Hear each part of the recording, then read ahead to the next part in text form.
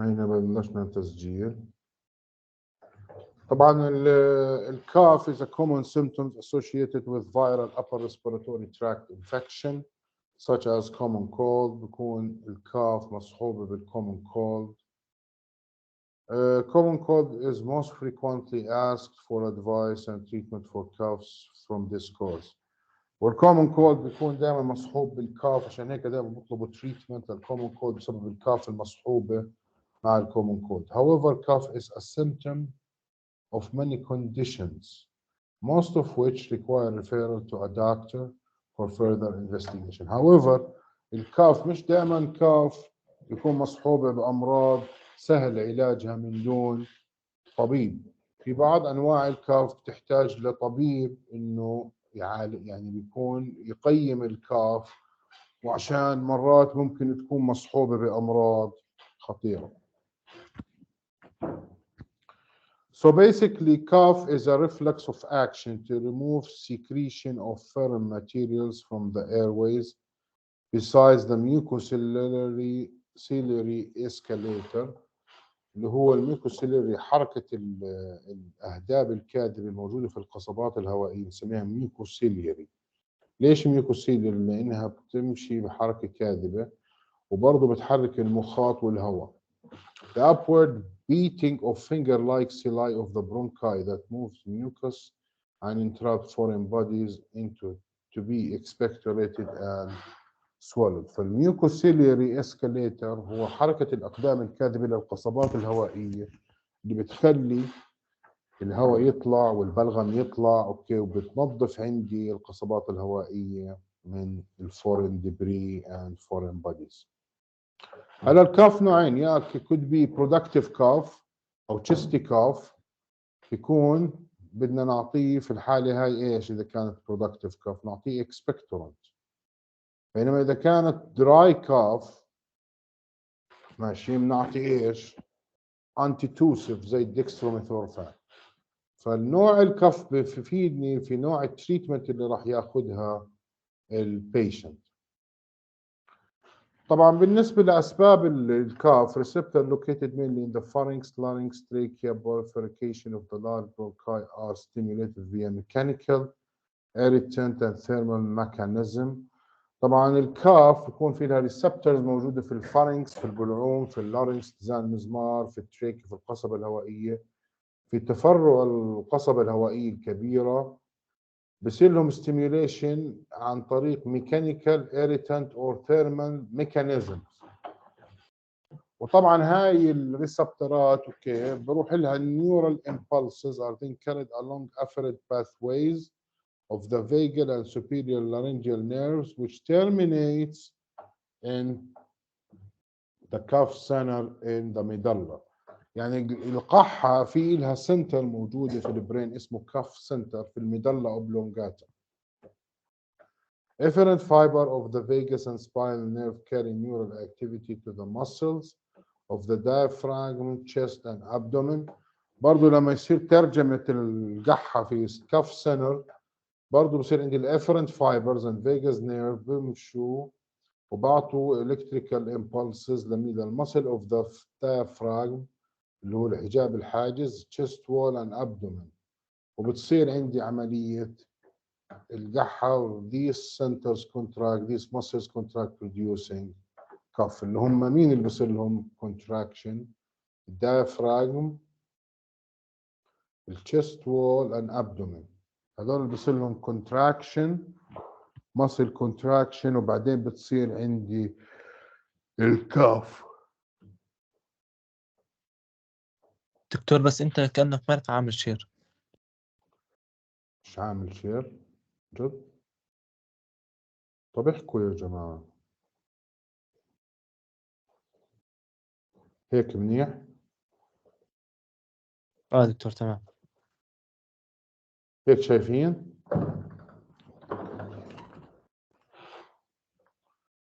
شايفين يا شباب؟ دكتور واضح. يعني هسه عندي الاتيولوجي، سبب الكاف بكون عندي ريسبتورز موجودة في الفارنكس، في اللارينكس، في التريكيا، في البايفركيشن اوف the large bronchi بصير لهم stimulation via mechanical irritant or thermal mechanisms. الريسبتورز الموجوده في الفارنكس واللارنكس والتريكيا بيبعتوا نيرف امبلسز للكف سنتر الموجوده في المدلة اوبلونجاتا، والكف سنتر بيستجيب انه بيبعت impulses via the efferent fibers and vagus nerve لمين؟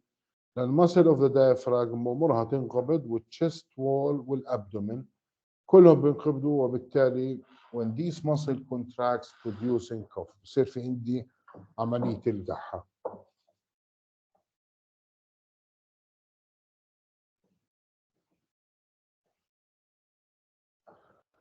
طبعا بالنسبه للكاف كلاسيفيكيشن احنا بنقسمها لدراي كاف او برودكتيف كاف حسب النيتشر اوف ذا كاف. برضه ممكن نقسمها حسب الديوريشن لاكيوت كاف او كرونيك كاف. اكيوت كاف اذا كان عندي اقل من 3 اسابيع، وكرونيك كاف اذا كانت اكثر من 8 اسابيع، هاي بنسميها كرونيك كاف. احنا از فارماسيست طبعا في عندك بتوين 3 ل 8 اسابيع، هاي القحه في الجري اريا بنسميها. اذا كانت القحه تستمر من 3 ل 8 اسابيع is difficult to define their etiological basis because of chronic cough will have started as an acute. هلا حكينا الاكيوت كاف اقل من 3 اسابيع القحه less than 3 weeks.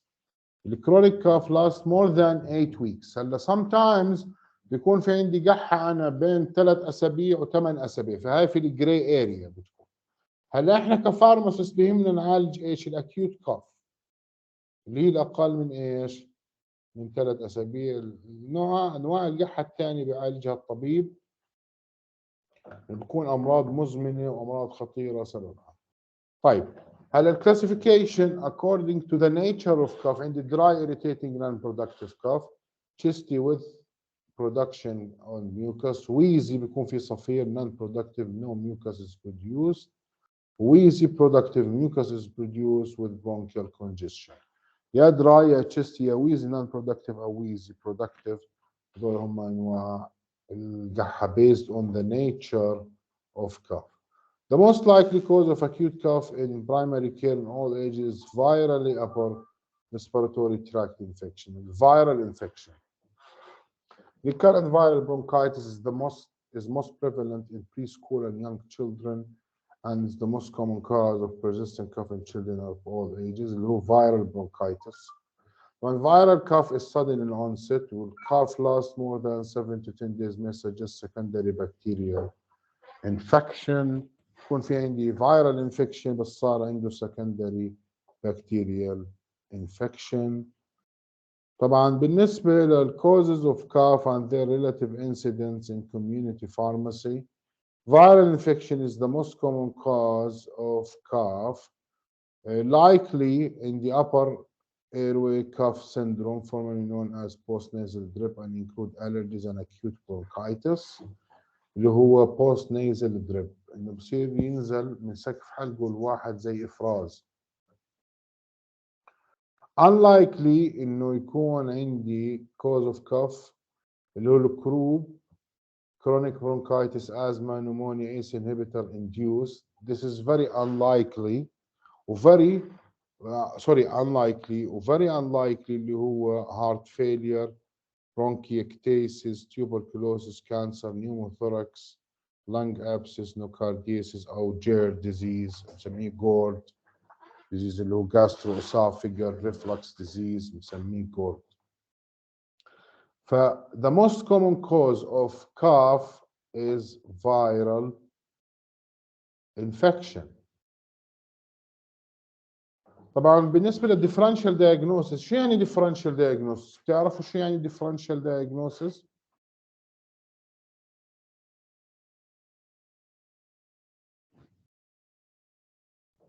يا شباب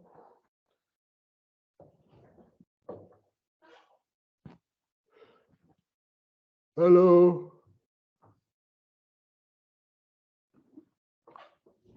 لا دكتور. differential diagnosis انه السيمتومز بتكون عندي ممكن تتشارك في أكثر من diagnosis، يعني السيمتومز بيمكن يكون تشخيصها أكثر من مرض. هاي الديفرنشال diagnosis. هلا إذا كان السبيوتم color mucoid clear and white is normally of little consequence, just no infection is present.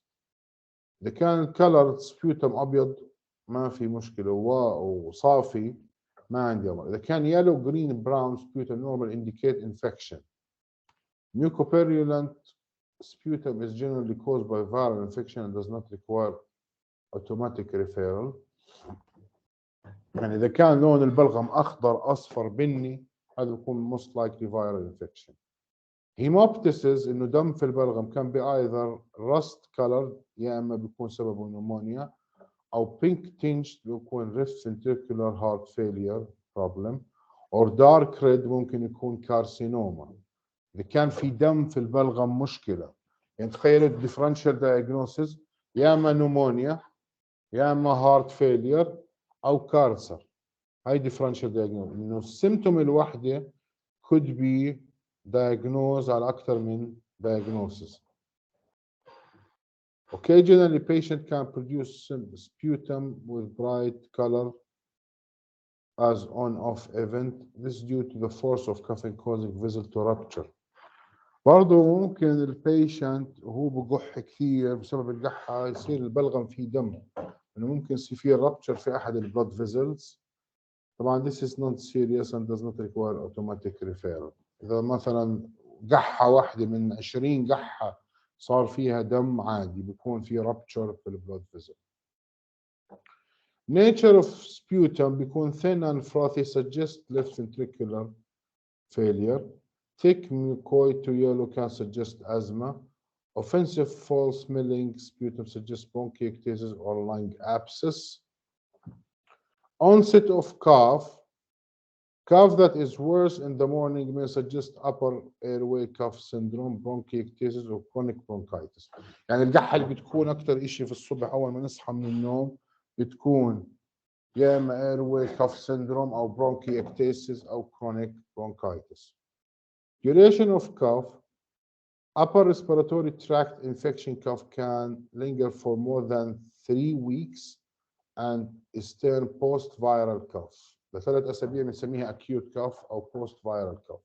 However, cough lasting longer than 3 should be viewed with caution, as the longer the cough is present, the more likely serious pathology is responsible.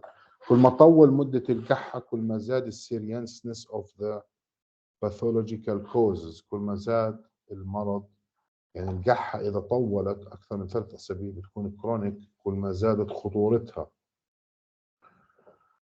طيب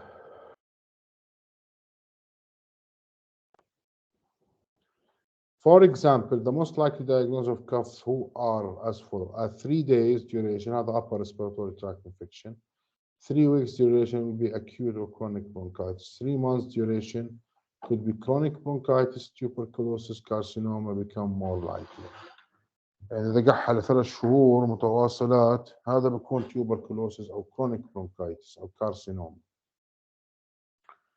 Periodicity كل قديش يعني. Adult patient with recurrent cough might have chronic bronchitis, especially if they smoke. Care should be exercised in children who present with recurrent cough and have family history of eczema, asthma, or hair fever. This might suggest the referral would be required for further investigation. كل ما زاد مدة القحة كل ما زاد الضرورة نعمل referral to the doctor. Age of the patient, children will most likely suffer from upper respiratory tract infection, but asthma and cough should be considered. With increasing age, conditions such as bronchitis, pneumonia, carcinoma become more prevalent. مع تقدم العمر بيزيد الريسك إن يكون الكاف سببها serious illness. Smoking history, patients who smoke are more prone to chronic and recurrent cough. Over time, this develop in chronic bronchitis and COPD. واللي بيدخنوا ممكن يصير في عندهم chronic bronchitis or COPD. معاي شباب؟ معك دكتور. طيب trigger point to refer، متى نعمل referral؟ إذا صار في عندي chest pain, hemoptysis, pain on inspiration, wheezing, duration longer than 3 weeks, cough that recur on a regular basis, debilitating symptoms in the elderly, and persistent nocturnal cough in children بالليل يعني. اوكي هذولا نعمل ريفيرال في الحالات هاي. This is very important. بنسألك في الامتحان which one of the following scenarios may require referral: chest pain, hemoptysis, pain on inspiration لما يتنفس يعني في ألم, wheezing صفير, duration longer than 3 weeks, cough that recur on a regular basis, debilitating symptoms in the elderly, or persistent nocturnal cough in children بالليل يعني. Possible danger for referral or symptom outside the remit of pharmacist. أي sign or symptoms خارج صلاحية الفارماسيست. Suggest one acute cause of cough and require further investigation. This patient group are greater risk of complications, suggest possible asthma. هذول كلهم referral points. متى بعمل referral to the doctor؟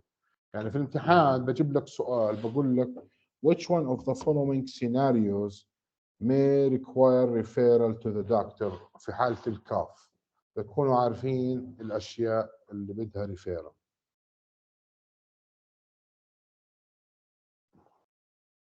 طيب نوقف هون يا جماعة نكمل المحاضرة الجاي. ألو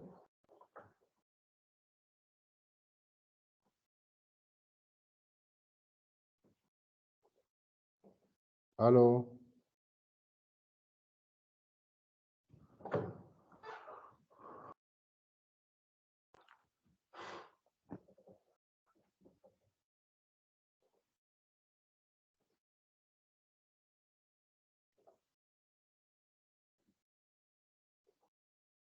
Hello